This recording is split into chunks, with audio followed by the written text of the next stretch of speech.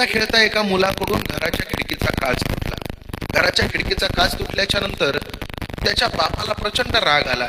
विचारलं, या घराच्या खिडकीचा काच कोणी तोडलाय? घरातल्या लोकांनी सांगितलं, आपल्या बाळाकडून खेळता खेळता या खिडकीचा काच तुटलाय. बापाला प्रचंड राग आला. बापानं हातामध्ये लाकूड घेतलं आणि लाकूड घेऊन त्या लाकडानं पोराला मारायला लागला. पोरगा माफी मागत होता, बाबा मारू नका, मला माफ करा बाबा, मारू नका, मला इथून पुढे कधी चूक करणार नाही. तरी सुद्धा बापाचा राग अनावर झाला. बापाचं रागावरचं नियंत्रण सुटून गेलं आणि पोराला मरणाचा मारायला लागला. शेवटी पोरग रात्री जेवण करून असं झोपलं की बापाचा मार त्याला सहन झाला नाही आणि पोरग झोपी गेलं. सकाळ उठल्याच्या नंतर आई ओरडायला लागली.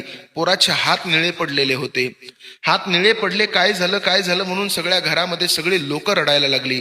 पोराला उचललं, दवाखान्यामध्ये घेऊन गेले. डॉक्टरनं सांगितलं, ज्या लाकडानं तुम्ही या पोराला मारले त्या लाकडामध्ये गंज पकडलेले खिळे होते आणि त्या गंज पकडलेल्या खिळ्याचं विष त्याच्या हातामध्ये गेले.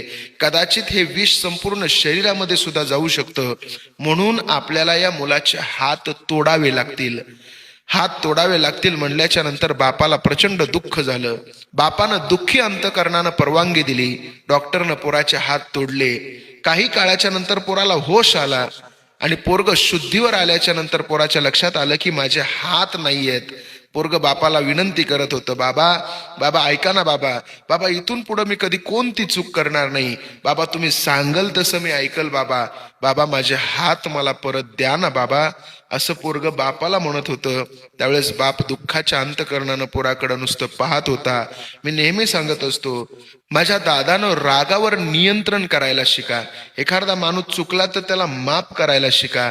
बर्दाश्त करा एखाद्या माणसाची चूक, कारण की तुमच्या सगळ्या वस्तू परत मिळू शकतात, तुमचे गेलेले पैसे सुद्धा परत मिळू शकतात, परंतु हे जीवन कधीच परत मिळू शकत नाही.